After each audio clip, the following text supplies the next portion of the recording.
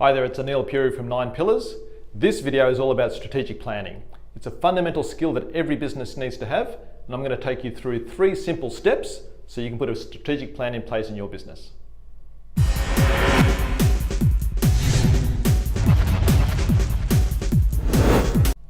Okay, now this topic came up because I ran a strategic planning session for a new client last week.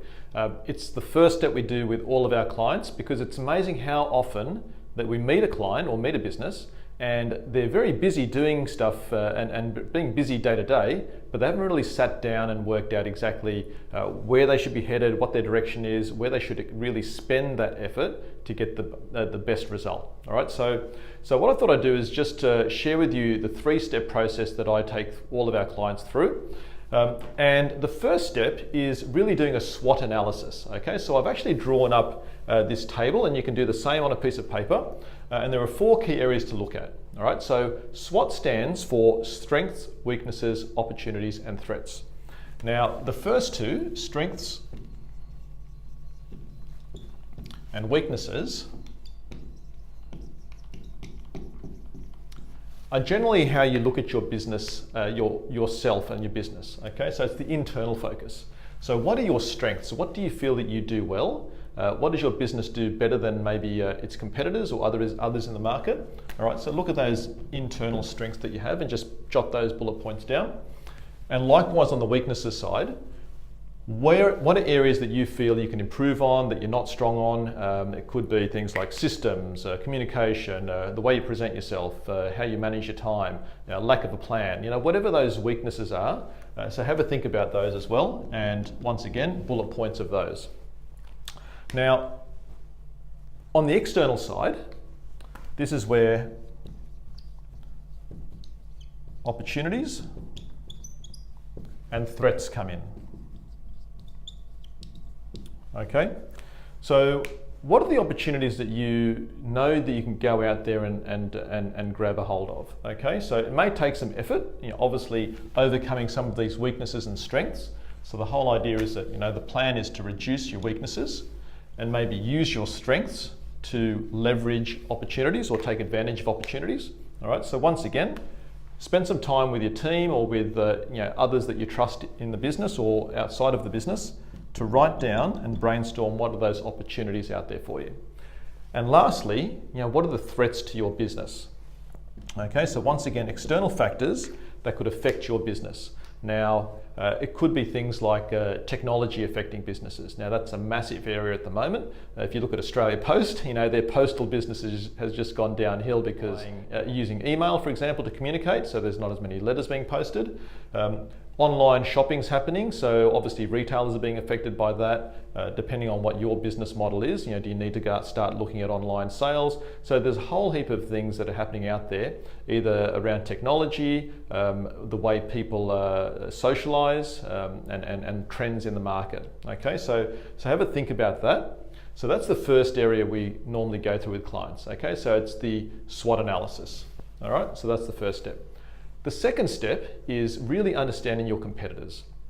So what I would do is just draw up a table and list down your competitors and work out what are their strengths, what are their weaknesses, and what is their position in the market. Where do they position themselves? What do they do well that they're projecting out there in the marketplace? What are the words that people associate with them? And it's important to understand what your competitors are doing because obviously you're out there in a competitive marketplace. You need to understand what they're doing so you can work out exactly what position you want to hold in the market. How do you want to differentiate yourselves to what others are doing, and what strategies do you need to incorporate and focus on to really highlight your strengths versus theirs? Okay, so that's the second area. The second area is understanding your competitors, what they're doing, what they're good at, what they're not good at, what their plans are, and how can you do something different out there and stand out. Now, the third step is really putting all that together into a plan. All right, so I'll just drop very quickly. It's a framework that I've shared with you before, I think, and that is, once again, another 4-box model. And think about planning in these 4 different areas. Now that you've done an analysis of your internal strengths and weaknesses and opportunities out there in the market, what your competitors are doing, then have a think about, well, where do you want to be in 3 years' time? Okay, where do you want the business to be in 3 years' time? Okay, so nothing too detailed, just really high level. Have a think about all of the different goals that you want to achieve, where you want to be located, size of the business, types of customers, all of that type of thing. Secondly, in 12 months' time, obviously a lot closer to home, based on these 3-year goals and based on everything else that's happening out there in the market, where do you want to be in 12 months? Once again, jot those down. The third area is your 90-day goals. Okay, so what are the top 3 projects that you want to focus on in the next 90 days to help you achieve your 12-month goals and obviously move you towards your 3-year goals? All right, and then lastly,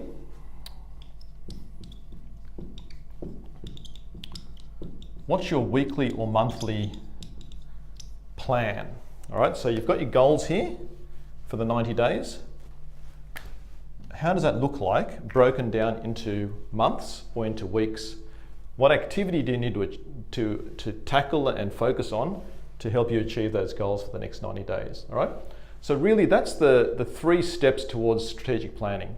Firstly, do your SWOT analysis, so understand yourself internally and also what's happening externally. Secondly, understand your competitors. Really put together a table that really highlights and breaks down what they're good at, what they're weak at, what they're doing out there in the market, what sort of position they're focusing on, and how can you differentiate yourself. And then thirdly, put together a plan. Okay, so get your thoughts out of your head onto paper, brainstorm that with your team, with others in the business, and those 3 steps will, it's amazing how clear you'll be, how much more focused and how much more direction you'll have, and how much more direction your team will have as well. All right, so hope you enjoyed that. Take care, have a fantastic year, and we'll speak to you soon.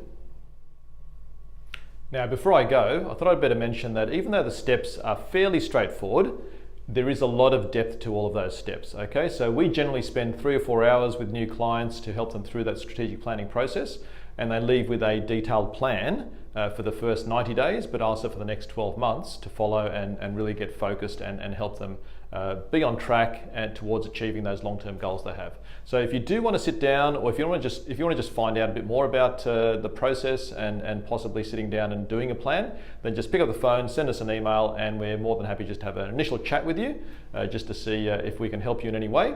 But more than happy to help you do that for yourself as well if you need some help. Use those steps, put some thoughts down on paper, and I'm sure you'll really help your business fly. So all the best until we speak next.